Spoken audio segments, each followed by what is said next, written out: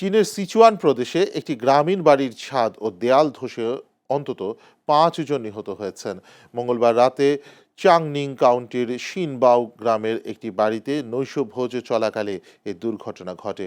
পরিবারের সন্তানদের কলেজে ভর্তির বিষয়টি উদযাপন করতে ওই ভোজের আয়োজন করা হয়েছিল। বাড়ির উঠানে দেয়ালের সঙ্গে শক্তভাবে আটকানো একটি অস্থায়ী ছাউনির নিচে অতিথিদের খাওয়া দাওয়ার ব্যবস্থা করা হয়। বৃষ্টির পানি জমে ছাউনিটি অতিরিক্ত ভারী হয়ে পড়লে সেটি দেয়ালসহ ভেঙে পড়ে। এতে ঘটনাস্থলেই 3 জনের মৃত্যু হয়। হাসপাতালে নেয়ার পর আরও 2 জন মারা যান। এ ঘটনায় আরও 17 জন আহত হয়েছেন এবং তাদের হাসপাতালে চিকিৎসা দেয়া হচ্ছে। হতাহতদের মধ্যে কোনো শিশু বা কিশোর ছিল কিনা তা নিশ্চিত হওয়া যায়নি। দুর্ঘটনার আগে সিচুয়ানে ভারী বৃষ্টির পূর্বাভাস দিয়ে দুর্যোগের ঝুঁকি সম্পর্কে সতর্ক করা হয়েছিল।